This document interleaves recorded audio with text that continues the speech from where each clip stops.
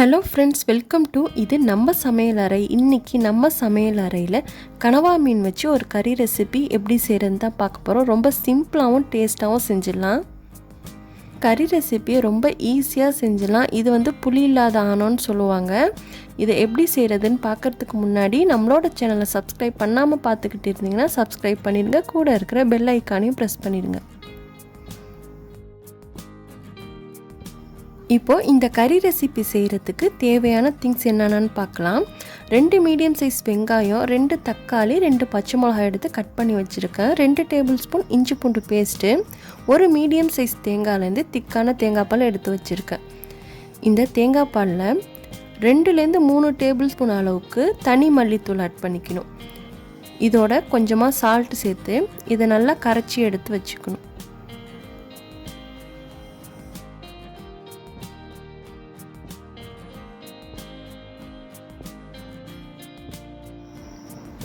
அரை கிலோ அளவுக்கு கனவா மீனை சுத்தமாக க்ளீன் பண்ணிவிட்டு இந்த மாதிரி கட் பண்ணி எடுத்துருக்கேன்.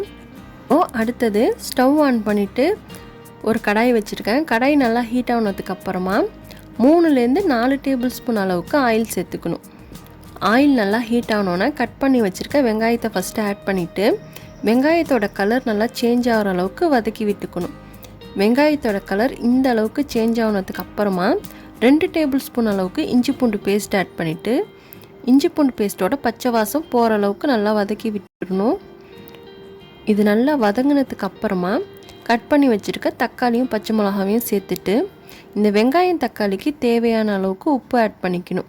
நம்ம தேங்காய் பாலில் வேறு உப்பு சேர்த்துருக்கனால உப்பு கவனமாக ஆட் பண்ணிக்கணும். தக்காளி நல்லா சாஃப்டாகிற அளவுக்கு வதக்கி எடுத்துக்கணும். ஒரு 5 மினிட்ஸ் போல் க்ளோஸ் பண்ணி குக் பண்ணிக்கிட்டேன். அப்போது உங்களுக்கு வெங்காயம் தக்காளிலாம் சீக்கிரமாக சாஃப்ட் ஆகிடும். வெங்காயம் தக்காளிலாம் இந்த மாதிரி நல்லா வதங்கினதுக்கு அப்புறமா மசாலா ஆட் பண்ணிக்கணும். 1/4 டீஸ்பூன் அளவுக்கு மஞ்சள் தூள் சேர்த்துக்கிறேன். இதோட 1 டீஸ்பூன் அளவுக்கு மிளகாய் தூள் சேர்த்துக்கிறேன்.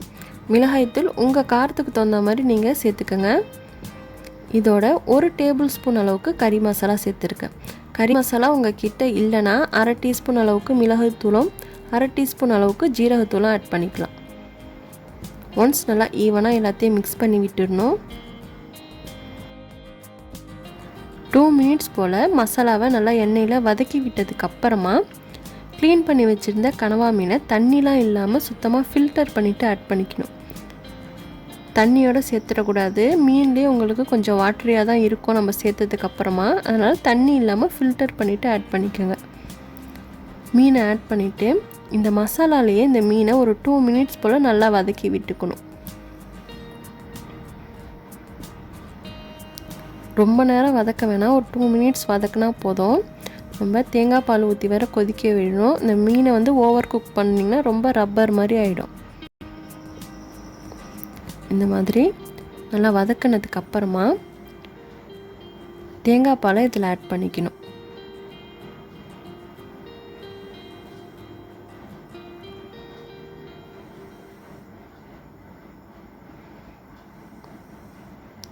தேங்காய் பால் சேர்த்துட்டு ஒன்ஸ் நல்லா ஈவனாக மிக்ஸ் பண்ணிவிட்டு மீடியம் ஃப்ளேமில் வச்சு க்ளோஸ் பண்ணி குக் பண்ணணும்.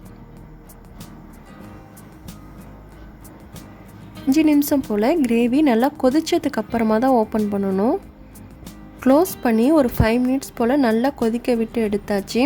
நல்லா கொதிக்க விட்டு எடுத்தால் தான் உங்களுக்கு பச்சை வாசலாம் போய் கிரேவி நல்லா டேஸ்ட்டாக கிடைக்கும்.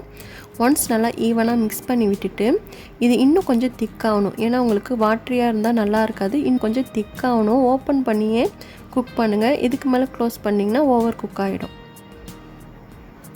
5லேருந்து 6 நிமிஷம் போல் கறி நல்லா கொதித்து திக்காய் வந்துடுச்சு. ஆயிலாம் இந்த மாதிரி தனியாக மேலே பிரிஞ்சு வந்துடணும். இந்த மாதிரி ஆயிலாம் தனியாக பிரிஞ்சு வந்ததுக்கப்புறமா லாஸ்ட் அண்ட் ஃபைனலாக கொஞ்சமாக மல்லிக்கீரையை கட் பண்ணிவிட்டு இது மேலே ஆட் பண்ணிக்கிறேன். மல்லிக்கீரை ஆட் பண்ணதுக்கப்புறமா ஒன்ஸ் நல்லா ஈவனாக மிக்ஸ் பண்ணி விட்டுடணும். கிரேவி இந்த அளவுக்கு திக்காக இருக்கணும். உங்களுக்கு ரொம்ப திக்காகிடுச்சுன்னா ஆறுனதுக்கப்புறம் ரொம்ப கெட்டியாயிடும். இந்த பக்குவத்தில் ஸ்டவ் ஆஃப் பண்ணிடணும். அவ்வளோதான், கனவா மீன் கறி ரெடி ஆகிடுச்சு. ரொம்ப சிம்பிளான ரெசிபி தான் இது. இந்த ரெசிபி உங்களுக்கு பிடிச்சிருந்துச்சின்னா மறக்காமல் நம்மளோட சேனலை சப்ஸ்கிரைப் பண்ணிடுங்க. கூட இருக்கிற பெல் ஐக்கானையும் ப்ரெஸ் பண்ணிடுங்க. லைக் பண்ணுங்கள், ஷேர் பண்ணுங்கள், கமெண்ட் பண்ணுங்கள். தேங்க்யூ.